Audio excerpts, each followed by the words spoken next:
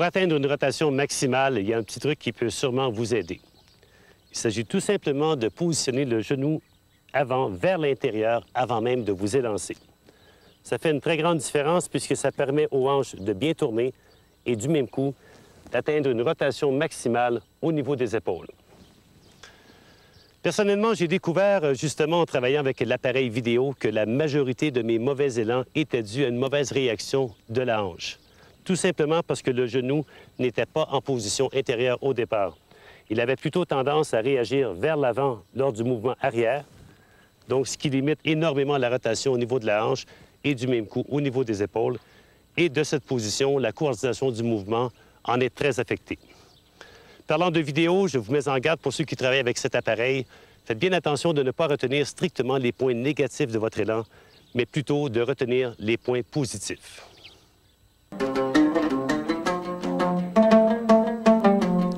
Le golf d'Amelkis, situé à Marrakech et signé par Cabell Robinson, est l'un des joyaux du golf marocain.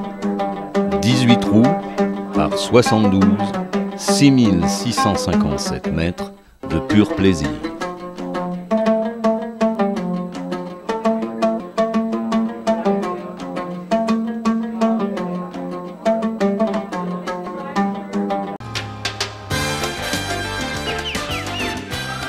Faites comme David Frost, commandez maintenant votre Set & Lock sur thstgolf.com ou 06 19 58 72 90.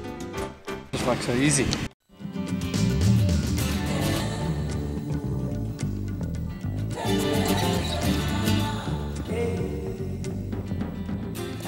J'aimerais vous donner quelques informations additionnelles concernant la montée. Il est bien important de bien déclencher son mouvement. Donc, lorsque vous prenez position de façon à éviter une montée trop brusque, on peut y aller tout simplement avec une légère pression des mains vers l'avant, ce qu'on appelle en anglais un forward press. C'est une excellente façon de déclencher son mouvement. On prend une position, on avance les mains légèrement vers la balle et de cette position, on commence le mouvement arrière. Autre point important, la position de votre menton. Lorsque vous vous placez en position de départ, attention de ne pas avoir la tête trop penchée. Sinon, l'épaule va créer un déplacement et vous aurez tendance à vous relever lors du mouvement arrière. Il est donc préférable d'avoir le menton un peu plus élevé. Ça ne vous empêche pas d'avoir les yeux bien sur la balle, mais ça va surtout amener une certaine stabilité puisque l'épaule sera libre de passer sous le menton lors du mouvement arrière. Détail important également de maintenir votre extension du bras dominant pendant toute la durée de votre élan, surtout à la toute fin. Encore une fois, c'est une erreur qui est très commune que de voir les golfeurs avec le bras qui est plié en deux ici lorsque le mouvement arrière se termine.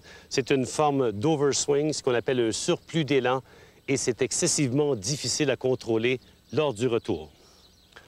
Voilà, vous avez pratiquement toutes les informations nécessaires pour créer un bon mouvement arrière. Il ne reste plus qu'à mettre ça en pratique, de vous entraîner de façon à vous trouver une vitesse d'exécution qui vous convient, tout en restant bien calme et très détendu. Panorama unique à Marrakech, le Palmeraie Golf Palace, un superbe hôtel 5 étoiles de luxe au pied du golfe de la Palmeraie.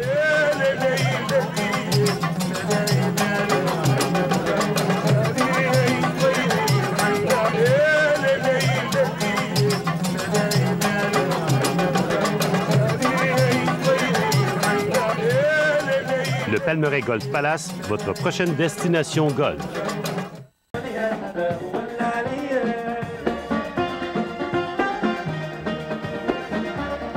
Pour bien préparer votre prochain voyage au Maroc, rendez-vous sur www.marrakech.travel, www.marrakech.travel.